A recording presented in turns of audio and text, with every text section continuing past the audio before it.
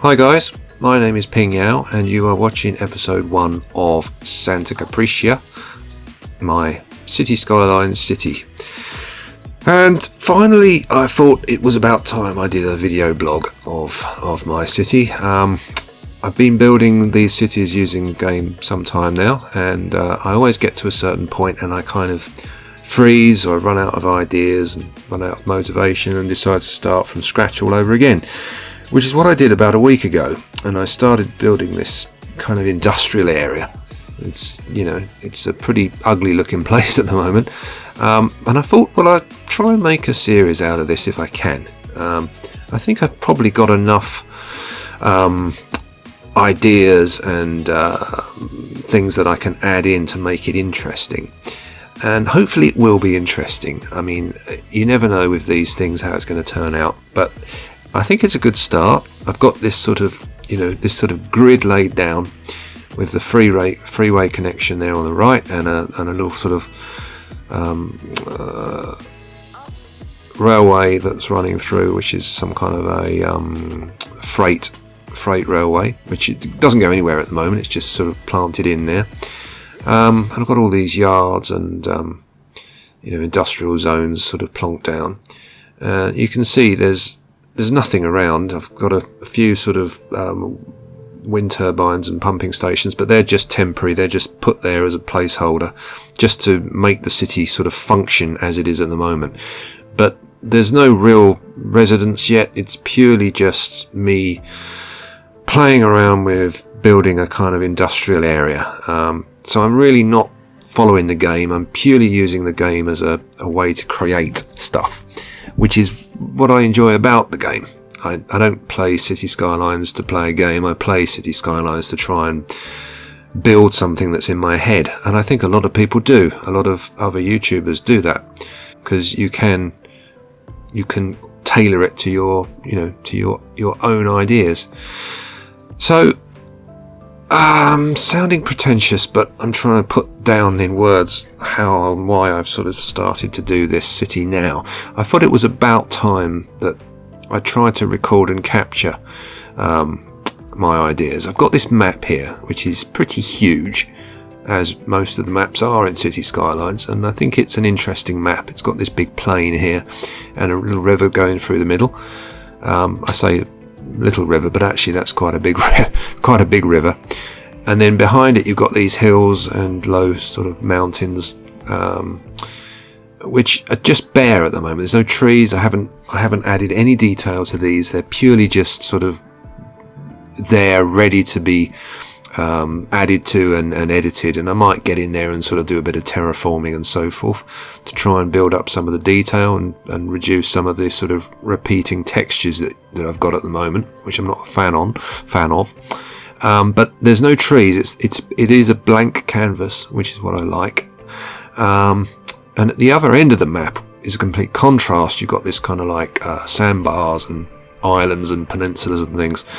So I imagine this area will be a sort of wealthier suburb, beach resorts and hotels and maybe a theme park or two, as well as the city centre itself. So Santa Capricia, however you want to pronounce it, will be somewhere around here. I'm thinking it'll be on this island here. So I think it'll be an island city, but then all of the kind of the industry and the sort of engine of the city will be more on the mainland, and that's where I'm starting my build, on the main sort of flat plain which runs along next to that water channel there, which separates the mainland from the downtown centre of Santa Capricia, or what will be the downtown. So this little industrial pocket at the moment here, which is randomly and strangely where I decided to start. There's no rhyme or reason for this, and you can see this map here. You can see that little area there just to the left of where the river bends there. My ideas are, I tend to put down my ideas roughly first of all, so I've got a basic concept of what I'm going to be doing. You can see here my sort of freeway connections there. this is my sort of commercial zoning where I foresee the commercial areas being. So they're predominantly around and along the freeways, as are the industrial areas. Again, you've got the harbour here, huge harbour. I want this to be nearly half the width of the map, the harbour. So it's going to be enormous. And the residential areas here that are sort of further back from the freeway. I have gone ahead and put down some names for areas, which I quite like to do because it gives me a feel for them. I sort of get the character almost of the place when I start to imagine what it's called. And I'm starting in that place called North Kennet there, which is sort of kind of on the edge of the city, I suppose. So just going into the build now, adding to this industrial area here, which is, as I say, North Kennet. The way I usually work with cities and city building is I'll lay down a grid or a little road network, and then I'll sort of colour the tile. I'll often colour it, especially if it's an industrial area. I'll put a grey concrete down first of all. You can always take that off if you need to afterwards, but it's just quite nice to get a colour down because it helps you focus on what you're doing, which I know it's industry, but it just sort of sets it there, and you can then concentrate on what you're actually going to build on top. Again, you've got a bit of a blank canvas, and I often start with a perimeter fence or a wall.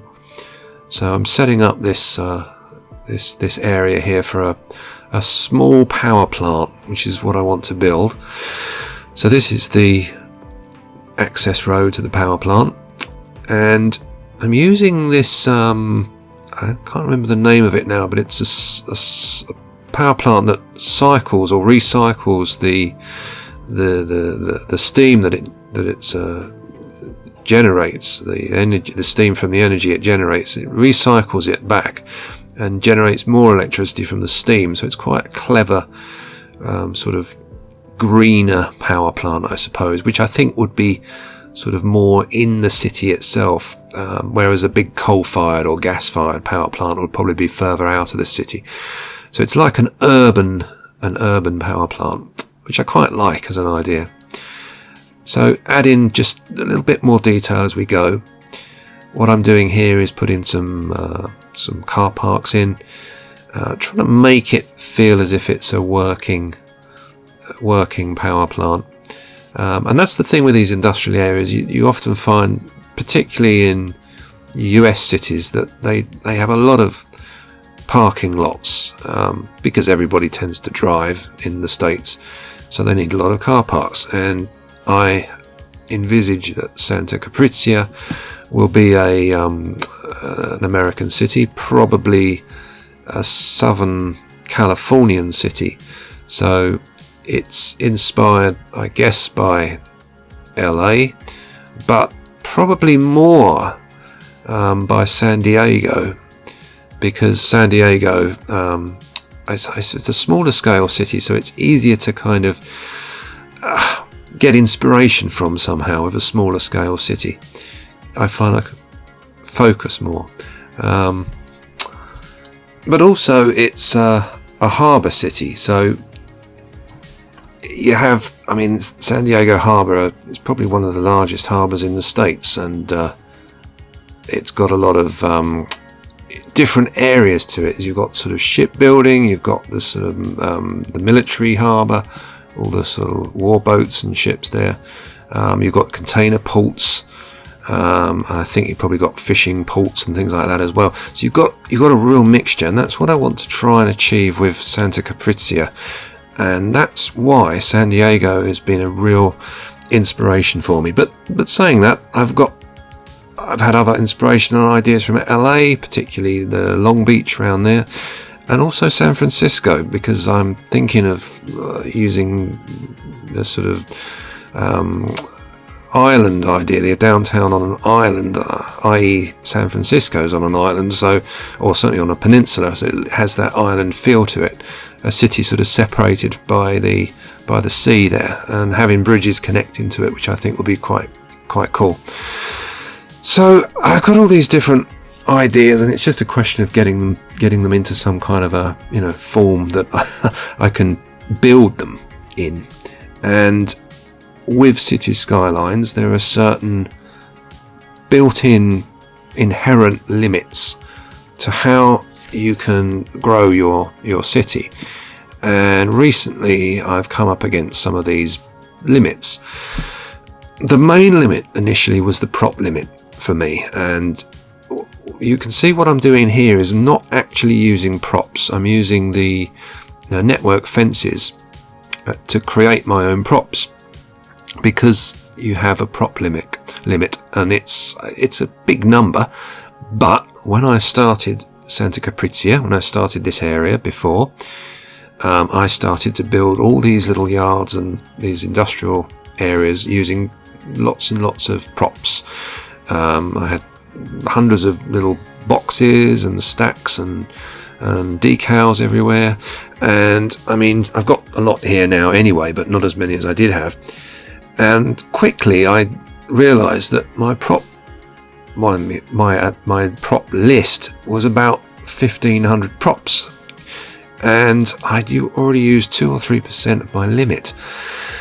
So I thought, well, hang on, that's too much, because if I'm going to make an entire city, then I'm going to quickly run out of props before I've even built half of what I want to do, particularly because my city is going to be quite heavily industry orientated, and I generally find that the industrial areas are the areas where I use a lot of props. So therefore I looked at ways to reduce my prop limit. Now, I'm not really showing a good example at the moment because I'm adding props in, but you'll find that what I've tried to do here is build in the asset editor, using parks in particular. And if you have just a blank park, you can then add props in, and you can add decals in, and then you can export those. So I've made a series of container yards and industrial areas in the asset editor, and then imported them into my city, and they don't count in the prop limit, so they don't add to your props. So this is a really good way of reducing the number of props but still keeping a high level of detail. Now you'll see a little bit later on when I start importing some of these from the asset editor what I'm talking about, but at the moment this is not a good example because I am actually adding good old-fashioned props in at this stage. You'll see there's a little sort of vanilla building. There's a few vanilla buildings that I'm using. There's nothing wrong with a lot of the vanilla buildings. I think people may get a little too hung up sometimes on those, but actually the vanilla buildings are pretty good, and because they're all there in the game, so I don't have to add lots of extra models.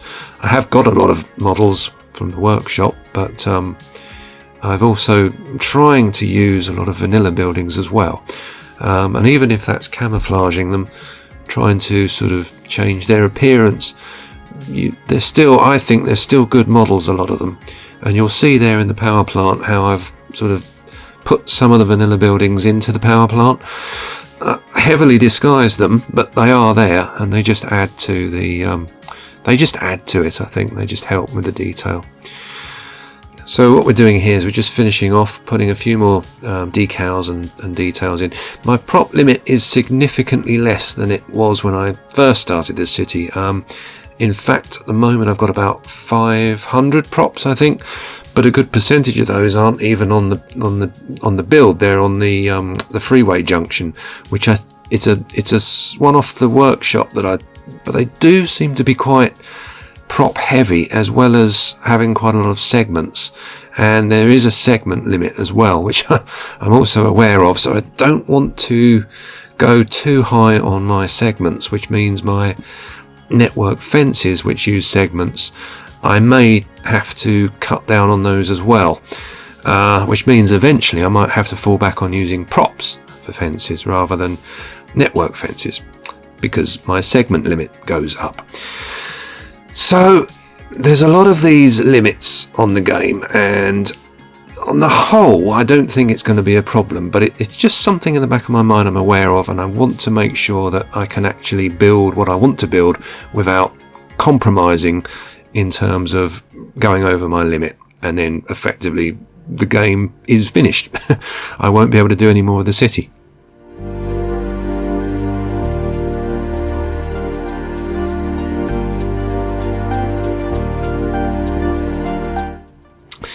Right, so what I'm doing here is I'm laying down some power lines, and because obviously a power station, so there needs to be some power lines coming from it. These are just the standard vanilla pylons, which I think are good. This is a substation I got off the workshop, which I think is really amazing model, and the detail there looks really good. But, and this is the thing, when I put the area on the right here down, just to the top of the power plant, I realised it wasn't working. I couldn't get my power lines to run in and connect realistically to the power plant. So what I've decided to do is move the power lines to the other side of the power plant, but I've had to rotate the power plant. So it's quite a dramatic thing, grabbing and moving the entire thing, but it seems to work all right. And then I've got space here to put my sort of substation in, and then connect it to the power plant. The other thing that I quite like to do is just make it look as if the power lines are sort of bedded in there a bit better. And at the moment they're just sort of stuck on the power plant model, and what I'm doing is lowering them so it appears the lines then sort of run down to connect into the power plant, and that's okay, except for the fact that it does warp all your assets and your props.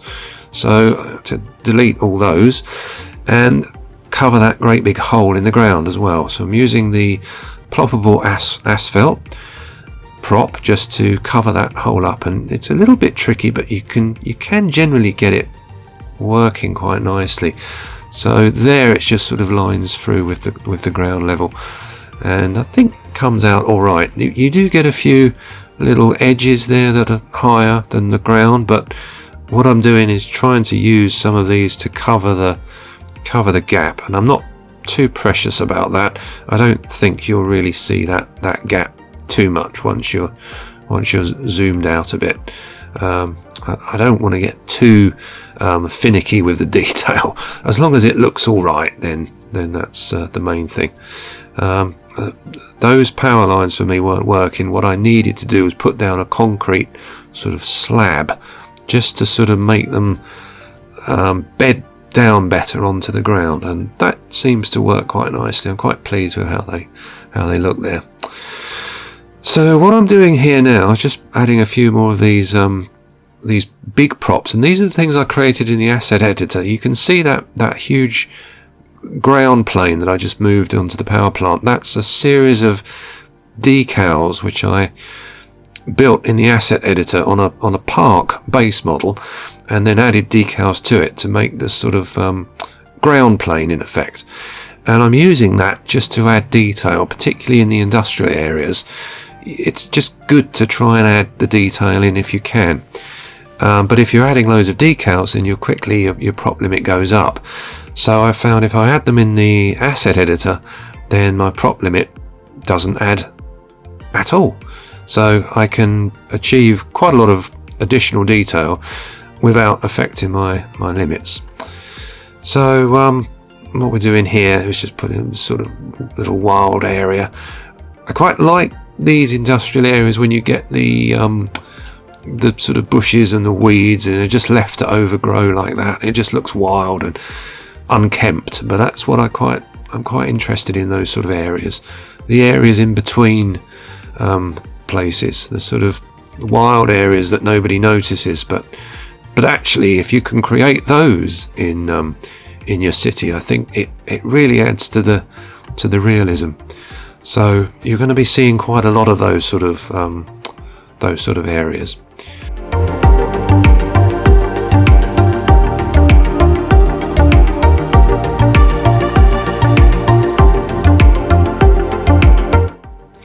So once again, just adding these network fences in. The network fences are fine, but I do find that the posts for the fences seem to be quite widely spaced, and I'm not quite sure how to reduce that. You can see they look quite widely spaced, but I mean, I'm going to have to leave it for the moment, because otherwise I'll probably have to add separate assets in, or separate props rather, which is going to then start to affect my prop limit again.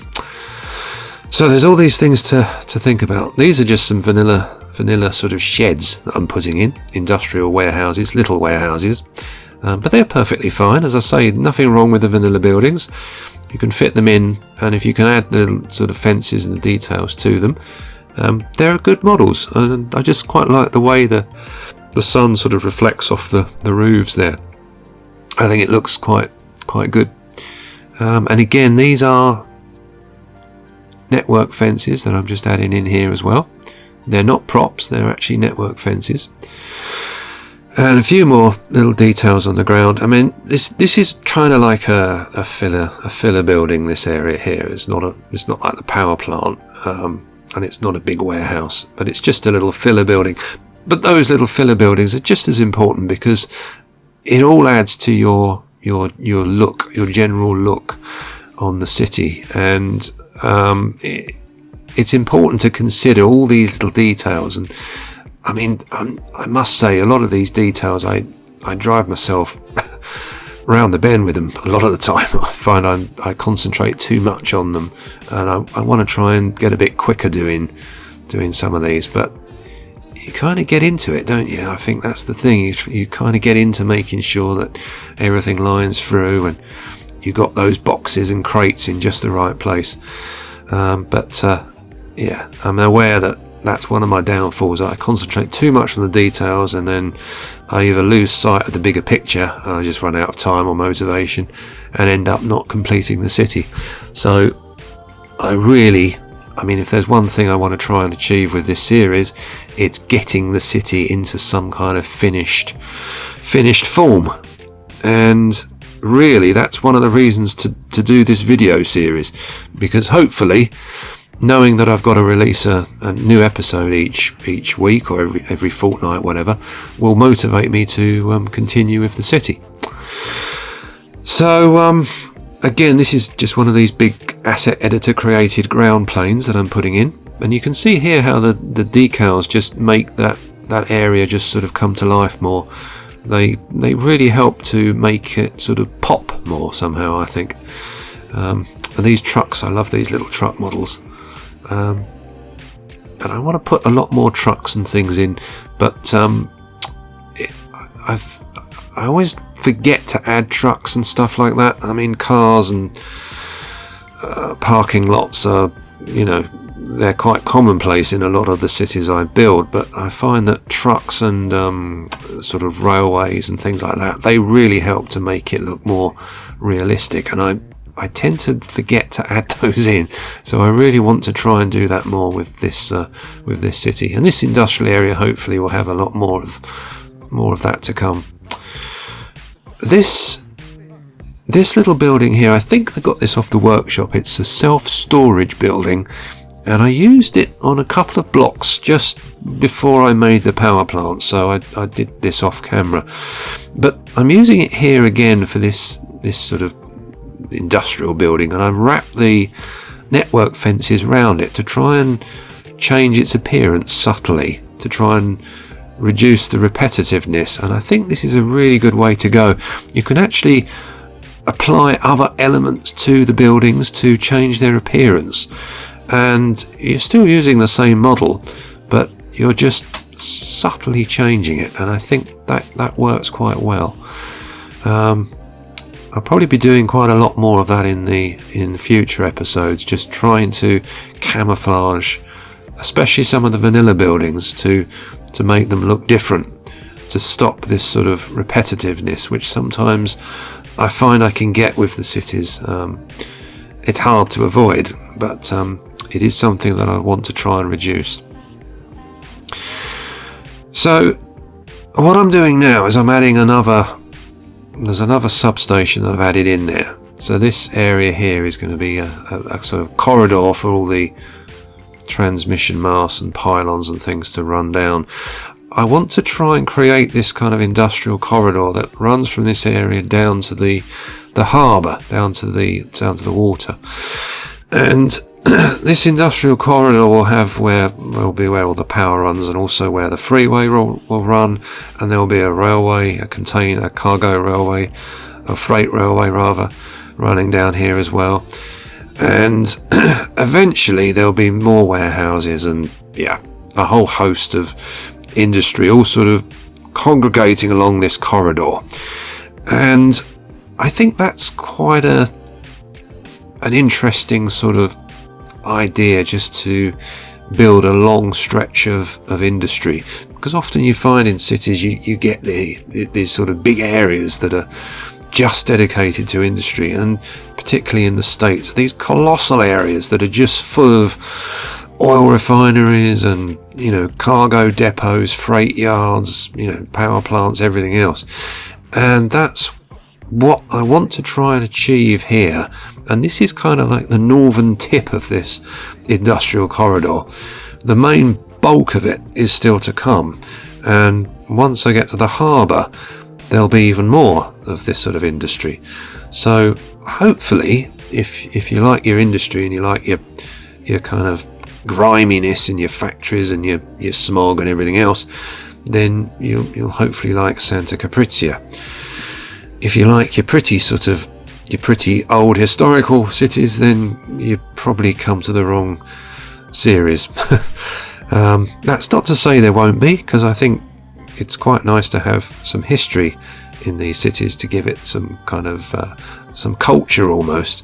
But on the whole, this city is going to be a working city. It's going to have the appearance of somewhere that's a proper working city, rather than a showy city. I'm trying to cover up these pylons, or do something with these pylons.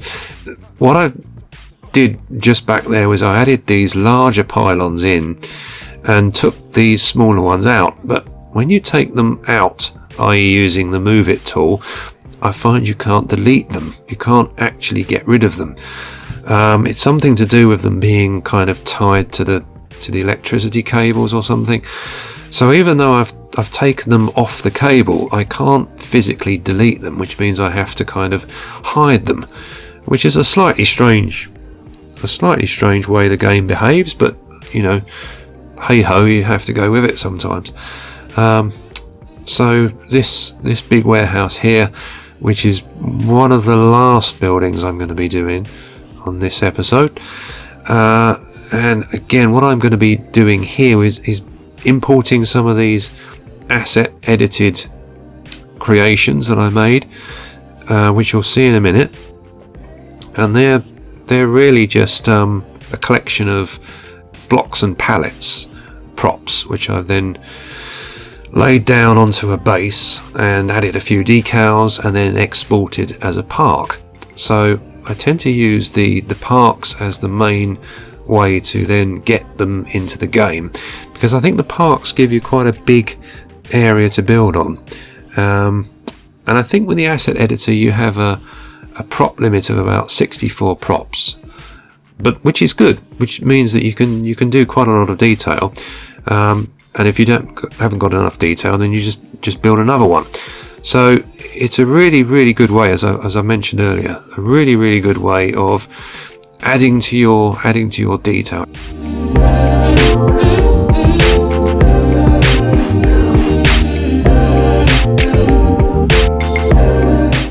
And you'll see in a minute when I finish mucking about with this fence and road, these container yards, or not container yards, but pallet yards, when I bring them in, which I think I'm bringing in now. And here we go.